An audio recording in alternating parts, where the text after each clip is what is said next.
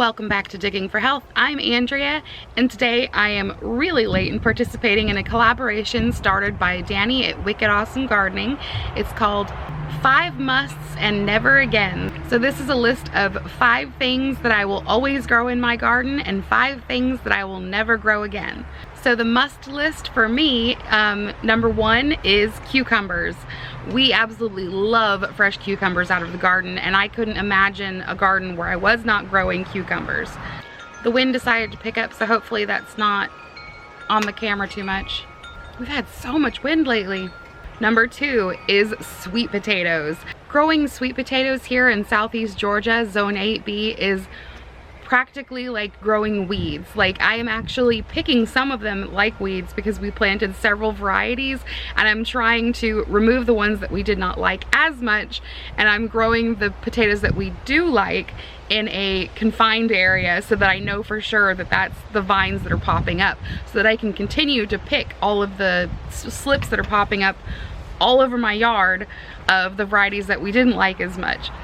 So they are super easy to grow. If you're anywhere near my area, you should absolutely give sweet potatoes a try. Number 3 is radishes. Because they grow so quickly, they are one of the first vegetables that I get to harvest in the spring, so I absolutely love growing radishes.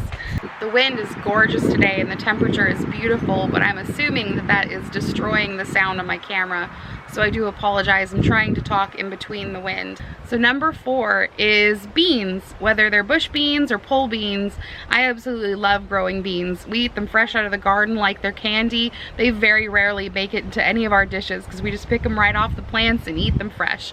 They're also nitrogen fixing, which I absolutely love planting them near some of our heavy feeding plants because they do fix nitrogen into the soil as well. Number 5 is actually eggplant. Eggplants are on my list not necessarily because they're one of my favorite vegetables, but because they do grow so well here during the hottest months of the year. When a lot of my other plants are starting to struggle, I will still have a really nice harvest of eggplants.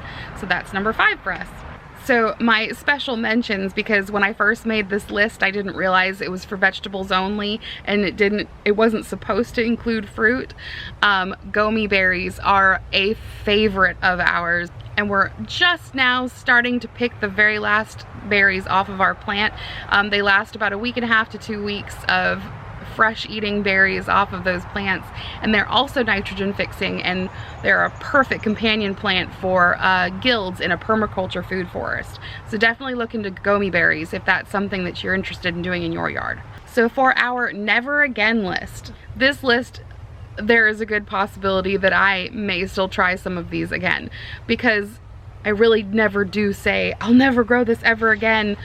Except for one plant, which is the very last one that I will mention on this list. Number 1 is celery. Just because I have wasted so much time trying to grow celery, I'm pretty sure that's my own husband. I didn't know he was going to be using the chainsaw today. Number 2 is chard. Again, I may be willing to try this one more time. They really are beautiful when you grow them in the garden, but flavor-wise, they were just really bitter when I grew them, and it didn't seem to matter what I did. I'm pretty sure my husband knew I was recording. Number 4 is super hot peppers. Now, we actually really love spicy peppers. We love spicy food in general, but the super hot peppers, I just don't really see the point in growing the ones that will give you blisters in your mouth, or you have to be careful about handling. For me, that's just not fun. I know some people get a thrill out of doing that, but for me, regular hot peppers are where it's at. I am not interested in growing any of these super hot peppers. Number 4 is mustard greens. This is actually because of a bad experience that I had with mustard greens once. When I used to juice vegetable juice like every day, we do smoothies now instead, but regardless of all of that, I thought it was kale. It looked just like our kale, and I juiced it, and it was like trying to drink fire. And since then, I just have not had an appetite for mustard greens. Now, if I did learn how to make my own mustard, I may have just talked myself out of leaving that on this list. So I made this list about a month ago now, and I've actually planted my number 5 on here, so I had to switch it. But okra was actually my number 5 just because my family doesn't like okra. And then I decided, you know what? I'm gonna plant it and see if we like it fresh from the garden. So that's why I'm so wishy-washy on my never again list, because it's hard for me to really commit to never trying something ever again. Like, I love giving things a try a second time or a third time and seeing maybe if my taste buds changed or if I can grow it better, etc., etc. But one thing that I absolutely know that I will never, ever grow again is, again, a berry. So it's really not...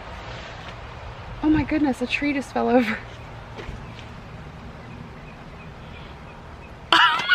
Look.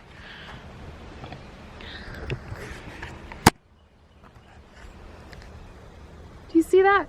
Do you see that tree? It just fell over the fence. Oh my goodness. I wonder if he knows he just dropped that tree on his own car.